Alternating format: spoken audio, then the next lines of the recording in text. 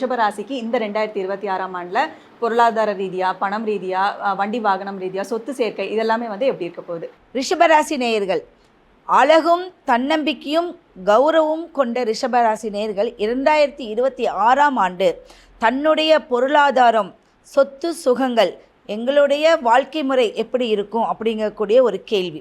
அப்போ இந்த கேள்வியின்படி என்ன அப்படின்னா, அவர்களுடைய விடாமுயற்சி 2 வருட காலங்கள் அவர்கள் தொடர்ந்து விடாமுயற்சி பெண்களுக்கே உரித்தான ஒரு ராசி. அடுத்தது பார்த்திங்கன்னா விடாமுயற்சி கொண்ட ஒரு ராசி. ஒரு தனஸ்தானம் எப்பவுமே 2ஆம் இடம் அப்படின்னு சொல்லுவாங்க. 2ஆம் இடம் தனஸ்தானம், குடும்பஸ்தானம், வாக்குஸ்தானம். அப்போது காலபுருஷனுக்கு 2ஆம் இடமே ரிஷபராசி. அப்போ இந்த ரிஷபராசி நேயர்கள் எது செய்தாலும் அழகாக செய்வார்கள். எது சொன்னாலும் அழகான முறையில் மற்றவர்களுக்கு புரியும்படி செய்வார்கள். அப்படி அவர்கள் எந்த தொழில் செய்தாலும் ஒரு நல்ல ஒரு ஃபினிஷிங், அந்த ஃபினிஷிங் தான் ரொம்ப ஒரு தொழிலுக்கு உகந்த விஷயம். அப்போ இந்த ஃபினிஷிங் உடையக்கூடிய ஒரு அமைப்பு ரிஷபராசி நேயர்கள். அவங்களுடைய பொருளாதாரம் அப்படின்னு பார்த்திங்கன்னா இந்த 2026ஆம் ஆண்டு பெண்களுக்கு ரொம்ப வலிமை. பெண்கள் வீட்டில் முடங்கி கிடக்காம, நான் டெய்லரிங் கற்றுருக்கேன், நான் ஒரு ஆஃபீஸ், நான் ஒரு ஜோதிடம் கற்றுருக்கேன், அல்லது நான் சிறு தொழில் ஏதாவது செய்கிறேன் அப்படின்னு சொல்கிறவங்க எல்லாமே வெளி உலகத்துக்கு வரக்கூடிய காலம். ஏன் அப்படின்னா தனஸ்தானமே நீங்கள், உங்களுக்கு தனஸ்தானத்தில் குரு நிற்கிறாரு. எவ்வளோ பெரிய விஷயம் அது. மிதுனத்தில் இருக்கார், உபயத்தில் இருக்கார். அப்போ இந்த உபயம் அப்படின்னா ஸ்டாண்டர்ட் அப்படின்னு ஒரு அர்த்தம். அப்போ அதில் புதன் இருக்கும்போது கலைகள் சம்மந்தப்பட்ட விஷயங்களை ரொம்ப ஆர்வமான விஷயத்துக்கு நீங்கள் வெளியில் வருவீங்க. இந்த வருஷம் உங்களுக்கு அற்புதமான ஒரு அமைப்பை நீங்கள் பயன்படுத்திக்கலாம். உங்களுக்கு சனி பகவான் என்பது 11ஆம் இடத்தில் சனி பகவான் இருக்கார். அது குரு வீட்டில் இருக்கார். நிறையா பேர் சொந்த தொழிலுக்கு நீங்கள் முன்ன கால் எடுத்து வைப்பீங்க. அதில் பெண்கள் அதிகப்படியான அமைப்போடு வெளியில் வரக்கூடிய அமைப்பு இருக்குது. உங்களுடைய அமைப்புக்கு 3ஆம் இடத்தில் அப்படிங்கக்கூடிய கேது சூரியனுடைய இடத்துல இருக்கார். அப்போ என்ன அப்படின்னா உங்களுடைய 4ஆம் இடத்துல கேது இருக்கார். அப்போது கேது என்ன அப்படின்னா புதுசாக ஒரு இன்வெஸ்ட்மெண்ட் பண்ணி அதில் நீங்கள் வீடு, வாகனம், வண்டியெல்லாம் நீங்கள் வாங்கவே மாட்டீங்க. என்ன பண்ணுவீங்க அப்படின்னா அங்கே கேது முன்னோர்களுடைய ஆசீர்வாதம். என்னைக்கோ போட்ட விதை இன்றைக்கி முளைச்சிருக்கு. எப்போவோ எங்கள் அப்பா வாங்கினார், எப்போவோ எங்கள் அண்ணா வாங்கினார். அந்த வீடு கண்டிப்பாக அந்த சொத்தை அனுபவிக்கக்கூடிய கால நேரம் உங்களுக்கு வந்துடுச்சு. ஆல்ரெடி அதுக்குண்டான ப்ராசஸ் எல்லாம் போன வருடமே உங்களுக்கு முயற்சி பண்ணியிருக்கீங்க. அது உங்களுக்கு சக்ஸஸை கொடுத்துருக்கும். ஏன் அப்படின்னா இந்த சுக்கிரன் 2க்கும் 7க்கும் உடைய அதிபதி. தன்னுடைய நியாயத்தின் பேரில் அநியாயம் பண்ண தெரியாதவர்கள், மற்றவர்களை கவரக்கூடியவர்கள். அப்போ 2, 7ங்கிற ஸ்தானம் உங்களுக்கு ஒரு நல்ல லாபஸ்தானத்தை கொடுக்கும். ராகு பகவான், உங்களுடைய ராகு பகவான் 10ல், இந்த 10ல் ராகு இருந்தால் என்ன பண்ணுவீங்க அப்படின்னா இப்போ வெளிநாடு போவீங்க, அது தொழிலுக்காக போவீங்க.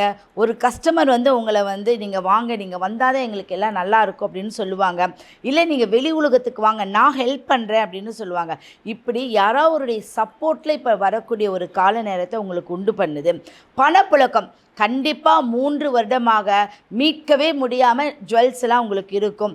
இந்த வருடம் உங்களுக்கு 2 பாதியுமே பார்த்திங்கன்னா குரு பயிற்சியும் சரி, குரு இப்போ நிற்கிற இடமும் 2 ஸ்தானமே உங்களுக்கு அற்புதமான ஒரு ஸ்தானம். இதில் உங்களுடைய நகைகளை நீங்கள் மீட்கக்கூடிய அமைப்பு இருக்குது. ஏதோ ஒரு வழியில் இருக்கக்கூடிய சொத்துகள் உங்களுக்கு சேர்ந்து அதன் மூலியமாக சில விஷயங்கள், வண்டி புதுப்பிக்கிறது, தொழில் அமைக்கிறதுலாம் உங்களுக்கு அற்புதமான ஒரு வேலையை செய்யும். உங்கள் குழந்தைகளுடைய வளர்ச்சி இதில் ரொம்ப அற்புதமாக இருக்கும். நீங்கள் செய்கிற தொழில், பிஸ்னஸ், மெயினான விஷயம் இதில் தொழில், பிஸ்னஸ் அற்புதமான ஒரு ராசி அப்படின்னா ரிஷபராசி நேயர்கள். நீங்கள் உங்களுக்கு ஒரு கர்மா பின்தொடர்ந்துக்கிட்டே இருக்கும். ஏன்னா 7க்குடையவர் காலபுருஷனுக்கு சுக்கிரன், அப்போ 2க்குடையவர் மேலுக்குடையவர் இப்போ 9ஆம் இடத்துல பாக்கியம் பெற்று 9ஆம் இடத்துல இருக்கார். ஆனால் உங்கள் ராசிக்கு அது 8. அப்போ என்ன அப்படின்னா சில விஷயங்களே ரொம்ப கஷ்டப்பட்டு மூவ் பண்ணிட்டு போகணும். உடனே நடக்காது. அது பல முறை நீங்கள் முயற்சி செய்தால் மட்டும்தான் நடக்கும். அப்போ இந்த உடனே நடக்கிறதுக்கு நம்ம என்ன செய்யணும் அப்படின்னா அருகாமையில் இருக்கக்கூடிய மகாலட்சுமி, நீங்கள் மெயினான விஷயம், நீங்கள் உக்கிர தெய்வத்தை ரொம்ப பலமாக்கிக்குவீங்க. எப்பவுமே அது ஆணாக இருந்தாலும் ஆண்களாக இருந்தால் லக்ஷ்மி நரசிம்மர், பெண்களாக இருந்தால் சூலினி தேவி, காளி தேவி, இப்படி உக்கிர தெய்வத்தை தனக்குள் வைத்து கொண்டு வழிபடக்கூடியவங்க. உங்ககிட்ட அந்த பவர் இருக்கும். அப்போ 9ஆம் இடத்துல தனகாரகன், வீட்டுக்குடையவன் 9 எல்லா அமைப்புமே 9ல் இருந்து நேரடியான தனஸ்தானத்திலிருந்து உங்களுக்கு 8ஆம் அதிபதியாக பார்க்குறாரு. அப்போ காலபுருஷனுக்கு 9. அப்போ அதிர்ஷ்டம் வருமா வராதா? 100% உங்களுடைய ராசிக்கு ஒரு அதிர்ஷ்டம் உண்டு. அந்த அதிர்ஷ்டம் எது மூலியமாக வரும் அப்படின்னா உங்களுக்கு சொத்துகள் வந்து சேர்றது தான் அதிர்ஷ்டம். அடுத்தது ஏதாவது தொழில் வச்சுருந்தீங்க, எல்லா தொழிலில் வந்து நீங்கள் வந்து ஒரு இன்வெஸ்ட்மெண்ட் பண்ணியிருக்கீங்கன்னா விரிவுபடுத்தக்கூடிய ஒரு யோகம் கண்டிப்பாக ஒன்று 2 மாதத்தில் இருக்குது. நீங்கள் எக்ஸ்டெண்ட் பண்ணுறது, ஒரு ஆஃபீஸை எக்ஸ்டெண்ட் பண்ணுறது, இல்லை இடமாற்றம் பண்ணுறது, இதெல்லாமே வரும். உங்களுக்கு உடல் ரீதியாக மட்டும் நீங்கள் ஒரு கவனம் செலுத்தினா மட்டும் போதும், பிஸ்னஸ் தானாக உங்களுக்கு போயிட்டே இருக்கும். அப்பப்போ நீங்கள் முடங்குற விஷயம்னு சொல்லுவாங்க. ஏன் அப்படின்னா சட்ட சிக்கல். தராசு என்ன அப்படின்னா நியாயத்துக்கு அதிபதியான ஒரு இடத்துல வந்து கோர்ட்டில் இருக்கும், நீங்கள் பார்த்துருப்பீங்க. அப்போ அந்த தேவதை கையில் வந்து ஒரு தராசு இருக்கும்போது என்ன அப்படின்னா நியாயத்துக்கு போராடி சில இடத்துல தோல்விகளை சந்திப்பீங்க. அப்போ என்ன பண்ணணும், எந்த விஷயத்துக்கும் பொருளாதார ரீதியாக நீங்கள் மூவ் பண்ணும்போதும் நீங்களாக முயற்சி பண்ணுங்கள். ஒரு டாக்குமெண்ட் ஒரு விஷயம் வாங்குறதா இருந்தாலும் நீங்களாக முயற்சி பண்ணுறது உடனே நடந்துடும். மற்றவர்கள் மூலியமாக நீங்கள் முயற்சி பண்ணால் அது தாமதமாகவும் ஒரு விரயமாகவும் மாறும். நீங்கள் அருகாமையில் இருக்கக்கூடிய மகாலட்சுமி, அழகான ஒரு அப்படியே தங்கத்தால் இருக்கக்கூடிய ஜொலிக்கக்கூடிய ஒரு லக்ஷ்மியை பார்த்துட்டு வாங்க.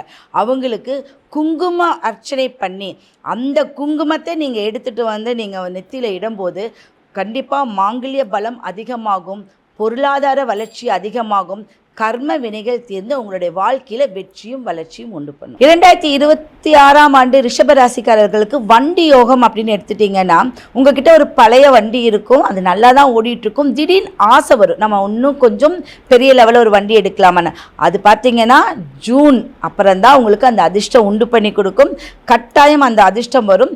அதை சரியான முறையில் நீங்கள் பயன்படுத்தினா அதுவும் உங்களுக்கு ஒரு நல்ல வெற்றியை கொடுக்கும். ஸோ தொடர்ந்து சுவாரஸ்யமான ஜோதிடம் மற்றும் ஆன்மீக ரீதியான விஷயங்களுக்கு நம்ம அஸ்ட்ரோ தமிழா சேனலை ஃபாலோ பண்ணிக்கோங்க.